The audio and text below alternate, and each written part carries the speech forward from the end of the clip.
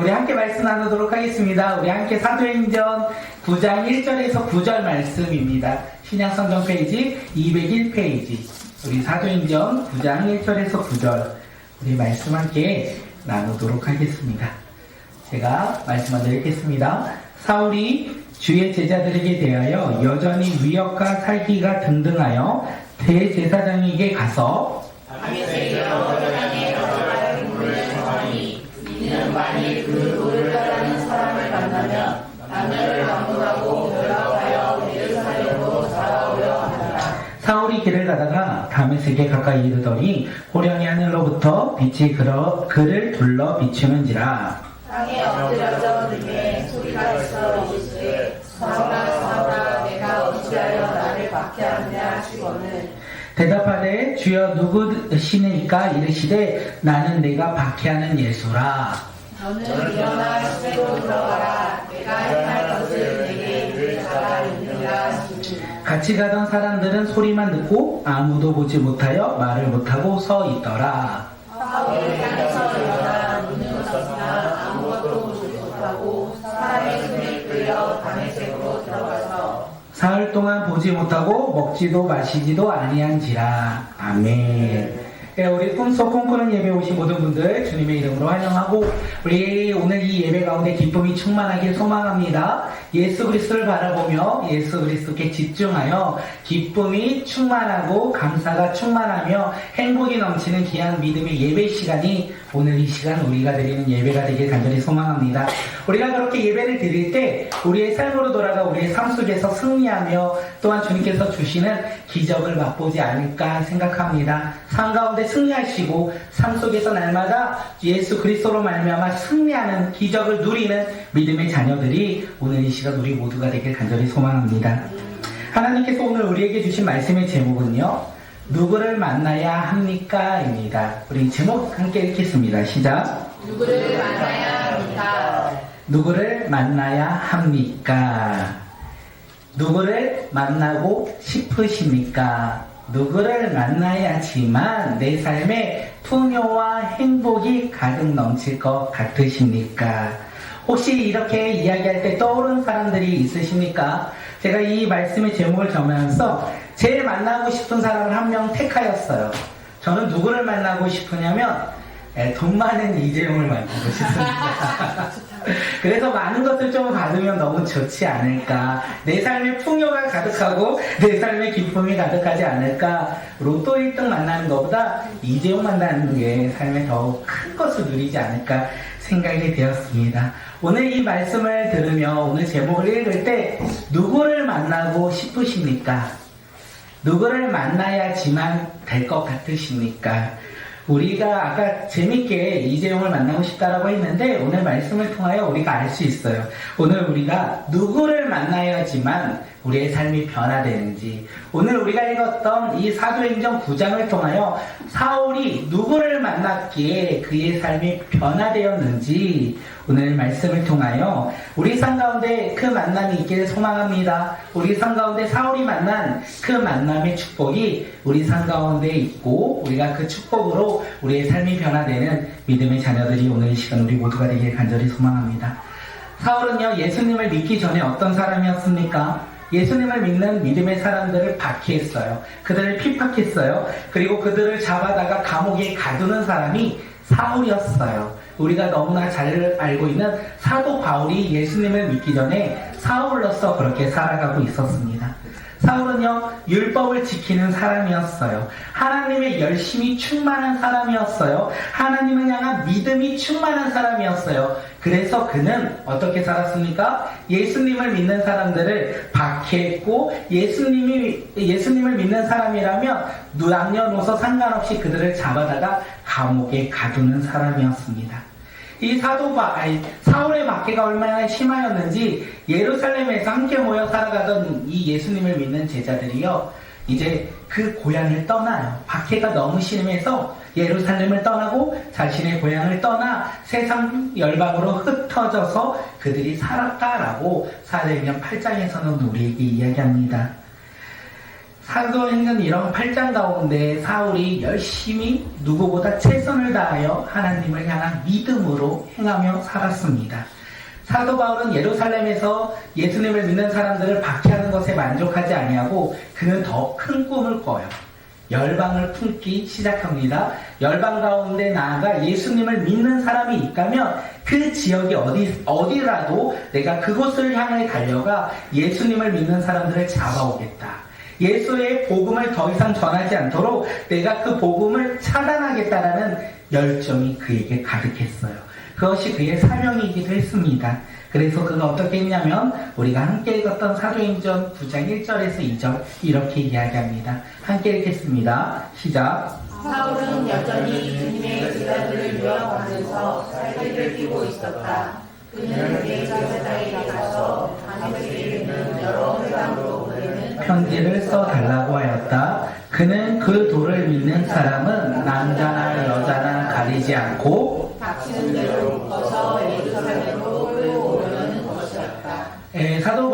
사울이요 예루살렘에서 있을 때 그에게 소문이 하나가 전해집니다. 예수님을 믿는 사람들이 다메섹에 있다라는 소문이 들려요. 다메섹에서 그들이 무엇을 했냐면 예수님을 전하고 있다라는 소문이 들렸어요. 이 사울의 열정, 하나님을 향한 열심, 율법을 지키고자 한 그의 모습 가운데 무엇을 결단합니까? 내가 다메섹으로 가야 되겠다. 내가 이 유대교의 전통에 따라서 이 예수를 전하는 그들이 있는 곳에 나아가 그들을 다 잡아와야 되겠다. 이것이 사울의 비전이었고 사울의 꿈이었습니다. 그것이 사울이 하나님을 향한 열심이었고 그의 믿음이기도 했습니다. 그래서 그는 그의 계획대로 이제 어떻게 합니까? 대제사장에게 나아가 공문을 한 장 받습니다. 예수님을 전하는 사람들을 잡아오고자 공문을 받아요. 그래서 예루살렘에서 다메섹까지 얼마나 많이 떨어져 있냐면 대전까지, 서울에서 대전 정도의 거리가 아닐까 생각합니다. 대략 200km 정도 떨어져 있다고 하는데 서울에서 대전 한 200km 떨어져 있나요? 한 그 정도 거리, 정확하진 않지만 그 정도의 거리를 이제 계획해요. 예수님을 전하는 자들을 내가 다 잡아오리라. 누구보다 열심히 하나님을 따랐던 이 사울, 누구보다 열심히 행한 이 사울의 목적은 하나였어요. 저 멀리 있는 예수님을 전하는 자들을 내가 다 잡아오겠다. 그것이 그는 하나님을 향한 믿음이었다라고 고백합니다. 그런데 문제가 무엇인지 아십니까? 이 사울의 믿음, 사울이 그 하나님을 향한 열심 가운데 한 가지가 빠졌어요. 그 빠진 것이 무엇이냐면 하나님의 아들 독생자 예수 그리스도가 그의 믿음 가운데 없다라는 거예요. 다시 말해서 그는 잘못된 신앙을 가지고 잘못된 열심으로 지금 하나님의 뜻과 상관없이 그가 행하고 있다는 것을 우리는 알 수 있습니다. 그렇기에 그는 예수님을 전하는 사람들을 찾고자 나아가고 있다는 것을 우리에게 이야기합니다. 이 이야기가 오늘을 살아가는 우리 시대에도 참 많이 있는 것 같습니다. 많은 사람들이 예수님을 믿지 않아요. 예수님을 믿지 않고 종교 생활을 합니다. 우리 말고요. 이단들을 말하는 거겠죠. 신천지든 하나님의 교회든 수많은 이단들은요 예수님을 믿지 않습니다. 그래서 그들이 열심히 종교 생활을 하는데 사울처럼 잘못된 종교의 생활을 하고 있다는 것을 우리는 알 수 있습니다. 이단뿐만이 아닙니다. 수많은 사람들은 예수님을 믿지 않습니다. 그들은 예수님을 믿지 않는 대신 자신을 믿어요. 자신이 예수님처럼 자신의 뜻대로 살아가고자 생활하며 살아가고 있는 사람들이 얼마나 많이 있는지 모르겠습니다.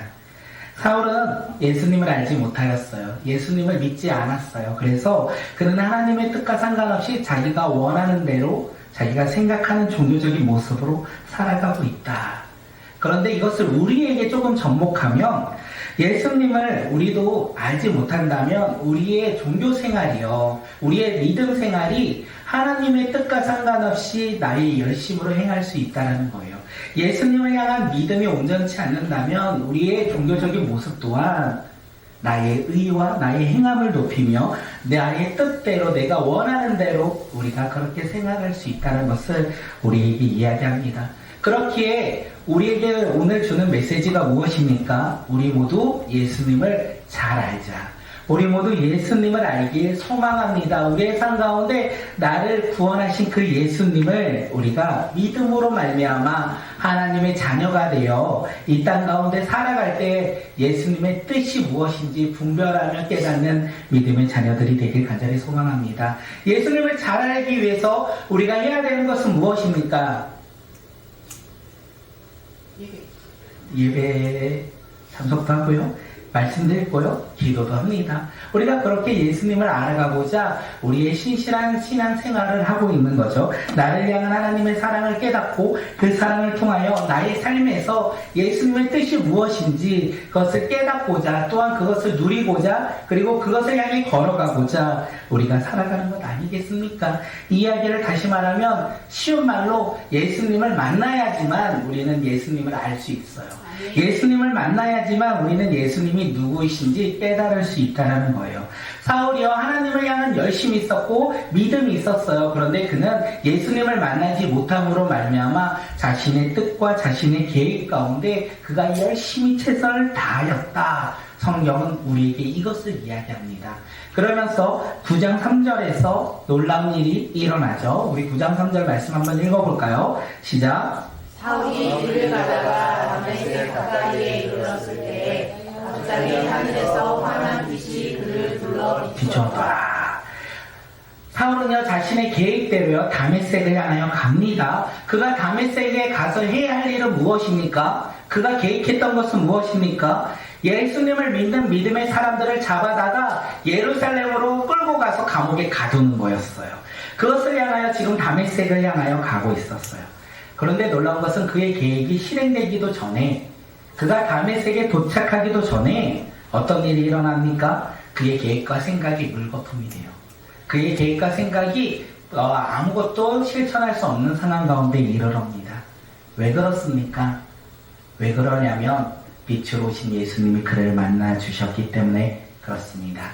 그의 모든 계획과 모든 생각이 물거품이 되는 것은 예수님을 만났기 때문에 그렇습니다. 그래서 그가 땅에 엎드려 주님을 바라볼 때 뭐라고 합니까? 예수님께서 사울에게 사울아 사울아 너가 어찌하여 나를 박해하느냐? 너가 어찌하여 나를 박해하느냐? 이렇게 말씀하시면서 그를 만나 주셨어요. 그러므로 말미암아 사울이 자신의 계획과 생각으로 예수님을 믿는 믿음의 사람들을 잡아다가 예루살렘으로 끌고 오고자 했던 모든 계획이 물거품이 되었다는 것을 우리에게 이야기합니다. 이 사울의 계획과 생각이 물거품이 된 것을 우리는 실패라 여기지 않습니다. 우리는 그것을 좌절이라 생각하지도 않습니다. 왜 그렇습니까? 사울의 생각과 계획은 물거품이 되었지만 예수님이 그를 향한 계획이 시작되었다는 것을 우리는 알기 때문에 그렇습니다. 사울이 예수님을 만남으로 말미암아 예수님의 그를 향한 하나님의 계획이 시작되었기 때문에 그렇습니다. 새로운 시작이 사울에게 있어서 시작된 것이죠. 그래서 사울의 이 만남은 사울의 변화를 우리에게 이야기합니다. 사울은 예수님을 알지도 않았고 믿지도 않았어요. 그는 예수님을 믿는 믿음의 자녀들이 있다는 제자들이 있다는 곳을 향하여 소문만 있어도 그들을 잡고자 그들을 향하여 나아갔습니다. 그런데 이 만남을 통하여 그가 변화되고 그 이후에 믿음의 아들 디모데에게 뭐라고 했냐면 내가 예수님을 믿는 믿음의 사람들을 회방했던 사람이고 박해했던 사람이고 내가 그들을 폭행했던 사람이다. 내가 예수님을 만나기 전에 나는 죄인 중에 예수이고 죄인 중에 우두머리였다라고 이야기해요. 자신의 계획과 자신의 뜻 가운데 살아갔던 나의 삶이 사실 죄인들의 모습이었다 이렇게 이야기합니다. 그 죄인이었던 이 사울의 삶이 변화된 거 자신의 행함과 노력이 아니라 만남이 있었기 때문에 그렇습니다. 그가 예수님을 만났기에 예수님이 그를 먼저 찾아오셨고 그를 만나 주셨기에 그가 변화되었다라는 거예요. 예수님은요 사울을 구원하기 위해 그를 찾아오셨고 그를 만나 주셨습니다. 이 말씀을 준비하면서 예수님을 생각할 때 예수님 참 좋은 분이라 라는 생각이 들었어요. 왜냐하면 사울은 누구보다 열심히 예수님을 믿는 제자들을 박해했어요. 그들을 감옥에 가두고자 했어요. 그가 죄인이라고 고백했듯이 그는 세상 누구보다 큰 죄인이었습니다.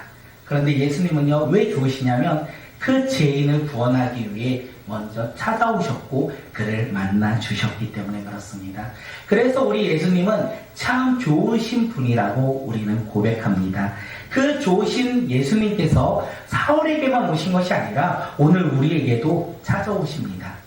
먼저 찾아오신다는 거예요. 나를 찾아오시고 나를 만나 주신다는 거예요. 그렇기에 우리가 오늘 이 자리에 나와 주님을 만나고 있는 것은 아닙니까? 예수님이 내 삶에 예수님이 누구인지, 예수님이 내 삶에 과연 어떤 분인지 우리가 알지 못하고 믿지 못하여 답답해할 때가 너무나 많이 있습니다. 나를 향한 예수님의 계획을 깨닫지 못하여 우리는 넘어지고 낙심할 때가 너무나 많이 있습니다. 예수님이 나를 찾아오셨고 나를 만나 주셔서 오늘 이 자리에서 예배드리는데 내 삶 가운데 내가 예수님을 만나 어떻게 변화되었는지 잘 모르기에 우리는 답답해하며 초조해하며 어떨 때는 내가 예수님을 만났을까? 내 삶 가운데 예수님이 나를 만나 주셨을까? 라는 생각조차 할 때가 얼마나 많이 있습니까? 그런데 우리가 놀라운 것은 오늘 이 자리에 나옴으로 말미암아 예수님이 나를 만나 주셨다는 거예요. 우리가 이 자리에 나올 수 있는 것은 예수님이 나를 만나 주셨고 나를 찾아오셨고 나를 이 자리로 인도하셨기에 하나님의 자녀로 나를 자녀 삼아 주셨기에 예수 그리스도의 믿음으로 우리가 하나님의 자녀가 되었기에 우리가 변화된 것이 아니겠습니까? 그렇게 우리가 답답함, 초조함, 그리고 내가 예수님을 만났을까 이런 생각들을 하지 않아도 될 것 같아요. 우리는 예수님을 만났고 그 예수님을 만남으로 이 자리에 나와 우리가 주님 앞에 예배드리는 것이 아니겠습니까? 만약에 우리가 생각했을 때 예수님을 만나지 않았다면 오늘 이 시간 이 자리에 나오지 아니하고 오늘 우리는 어디에 가겠습니까? 좋은 자리에 갔을 것 같아요. 더 좋은 환경 가운데. 오늘 날씨가 너무 좋아요. 예배드리기에 딱 좋은 날씨가 아니라 소풍 가기에 딱 좋은 날씨고 가족들과 함께하기에 딱 좋은 날씨가 바로 오늘 아닐까 생각합니다. 그 딱 좋은 날씨 속에서도 오늘 이 시간 우리가 왜 예배드리러 나왔습니까? 예수님이 우리를 만나 주셨기에, 예수님을 믿기에, 하나님의 자녀가 되었기에 오늘 이 시간 예배드리기 딱 좋지 않는 이 시간에 우리가 예배드리며 주님 앞에 나와 주님께 나아가는 것이 아니겠습니까? 그렇기에 우리의 삶은요, 예수님을 만난 믿음의 자녀의 삶이라는 거예요. 예수님을 믿고 살아가는 주님의 자녀의 삶이 오늘 이 시간 우리의 삶이라는 것을 이야기합니다. 우리 9장 5절, 사도행전 9장 5절 한번 읽어볼까요? 함께 읽겠습니다.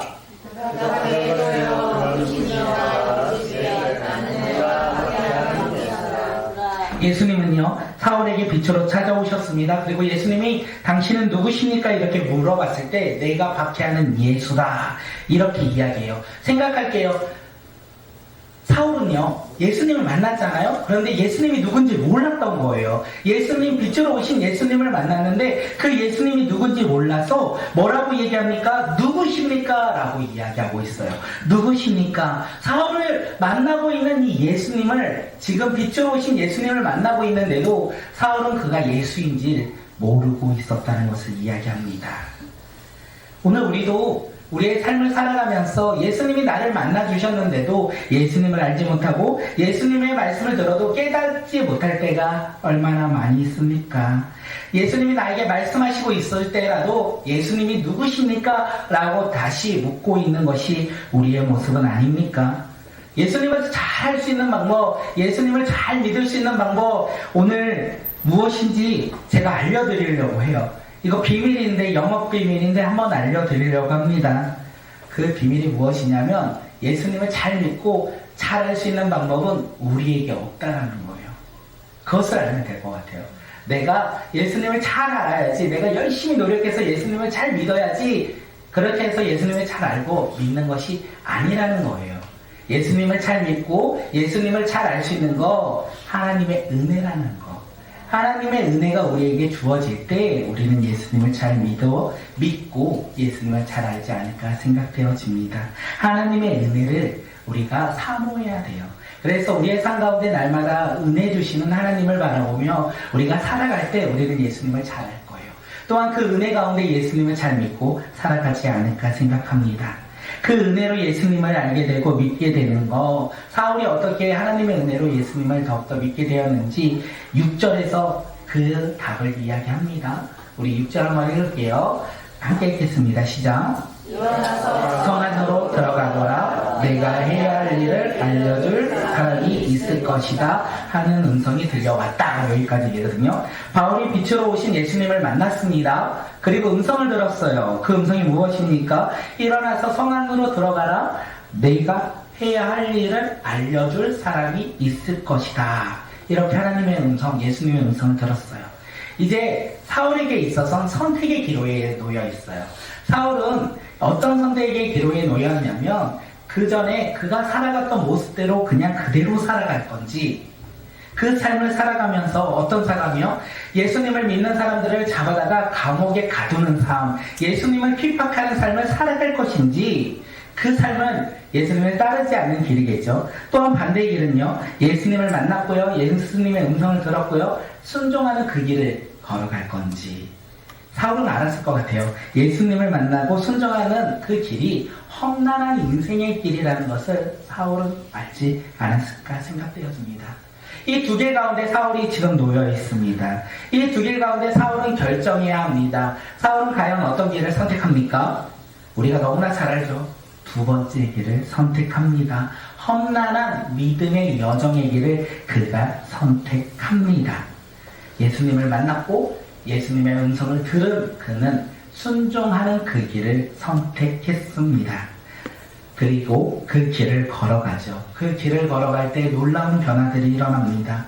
예수님을 잡았던 사람에서 예수님의 복음을 전하는 사람으로 그가 변화되었어요. 이방인의 사도로서 세상 열방을 변화시키는 하나님의 사도로서 그가 변화되었다는 것을 이야기합니다. 다시 한번 말씀드리면요, 사울은 자신의 생각과 계획으로 예수님을 믿지 않는 사람들을 잡고자 했어요. 그것이 자신의 비전이었고 꿈이었고 그 비전과 꿈을 향해 누구보다 열심히 달려갔던 사람입니다. 하지만 그는 예수님을 만났어요. 그 만남으로 말미암아 자신의 계획과 자신의 모든 생각들이 물거품이 되었어요. 그리고 이제 예수님의 말씀을 듣고 그 말씀에 순종하며 그 길을 걸어가기 시작합니다.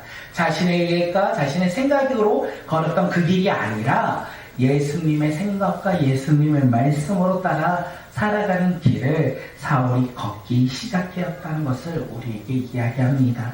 만남이 없으면 사울은 그 길을 걸어가지 못했을 것 같아요. 예수님을 만나지 않았다면 여전히 사울은 자신의 계획과 자신의 생각으로 살아가지 않았을까 생각되어집니다.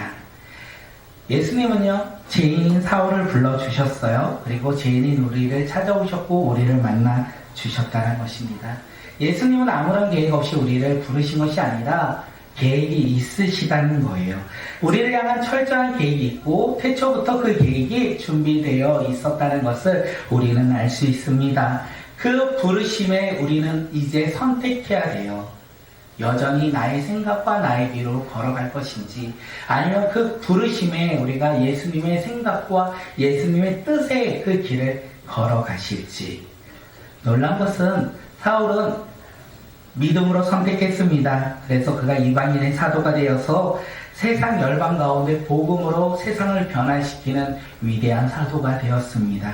하나님이 아브라함을 부르셨습니다. 그리고 아브라함은 믿음으로 순종하여 하나님의 부르심에 그 길을 따라 걸어갔습니다. 그 길 끝에 복의 근원이 되었고 믿음의 조상이 되었습니다.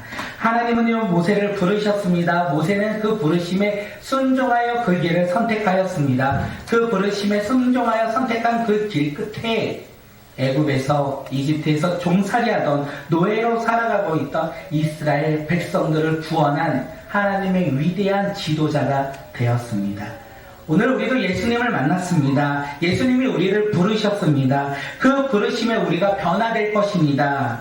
아브라함처럼, 모세처럼, 사울처럼 하나님 나라 가운데 놀라운 일들이 우리가 감당할 것입니다. 이것을 믿으십니까? 이것을 믿는다면 이제 우리는 선택해야 된다는 거예요.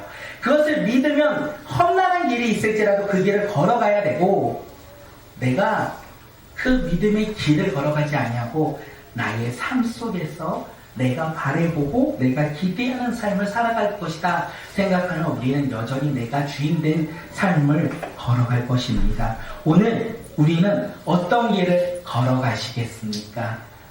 예수님을 만난 사람들은 이 두 길 가운데 항상 놓여 있어요. 그리고 선택해야 돼요. 우리는 어떤 길을 선택하겠습니까? 마지막으로 한번 말씀드립니다. 사울이 변화된 것은 그의 힘과 노력이 아니었다는 것은, 사울이 사도 바울이 된 것은요, 예수님을 만났고 예수님 말씀에 순종하여 그가 이방인의 사도가 되어 세상을 변화시키는 하나님의 자녀로 변화되었다는 거예요. 오늘 나의 힘과 나의 노력으로 변화되는 것이 아니라 믿음으로 우리가 그 사명을 감당하는 믿음의 자녀들이 되길 간절히 소망합니다.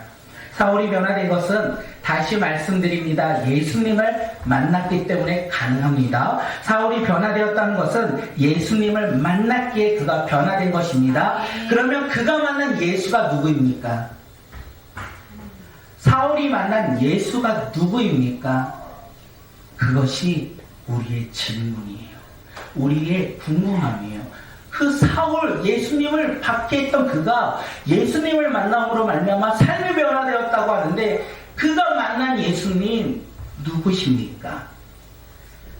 이제 다음 주부터 우리는 그 예수님에 대해서 이야기할 거예요. 사실 오늘 본문이 다음 주부터 나눌 요한복음의 이야기를 우리가 함께 나누고자 하는 이 서론적인 본문입니다.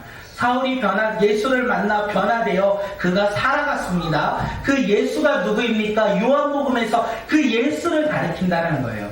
이제 우리는 예수를 알아야 돼요. 예수를 더 깊이 만나야 돼요. 예수로 말미암아 우리 삶이 변화되어야 돼요. 그래서 요한복음을 자주자주 읽으시고, 또한 말씀 가운데 은혜 받으시고, 예수님을 알아 우리가 믿음으로 날마다 결단하는 믿음의 자녀들이 되길 간절히 소망합니다. 그런데 우리가 전제적으로 알아야 될 것은 무엇입니까? 사울은 변화되었습니다. 예수님을 만나서. 오늘 우리도 변화될 것입니다. 예수님을 만나서. 변화되었습니다. 예수님을 만나서. 우리 모두 다 예수님을 만나 변화된 믿음의 자녀들이 아닙니까? 우리가 예수님을 만나 세상 가운데 또한 꿈을 가지고 세상을 변화시킬 하나님의 사람들이 아닙니까? 그 믿음으로 우리가 살아가는 주의 자녀들이 되길 간절히 소망합니다. 한 주간 예수님을 만나 변화된 믿음의 자녀로서 우리 가정 가운데 변화가 일어나길 소망하고, 우리의 직장이 변화되길 소망하고, 내가 서 있는 그 자리가 변화되길 소망합니다.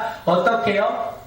사울처럼, 아브라함처럼, 모세처럼 하나님의 일을 감당하는 믿음의 자녀가 오늘 이 시간 우리 모두가 되길 간절히 소망합니다. 기대하십시오. 믿으십시오. 신뢰하십시오. 그리고 그 믿음과 신뢰로 우리의 삶의 터전에 나아가 변화를 누리며 승리의 기쁨을 누리며 기적을 날마다 경험하는 믿음의 자녀들이 오늘 이 시간 우리 모두가 되길 간절히 소망합니다.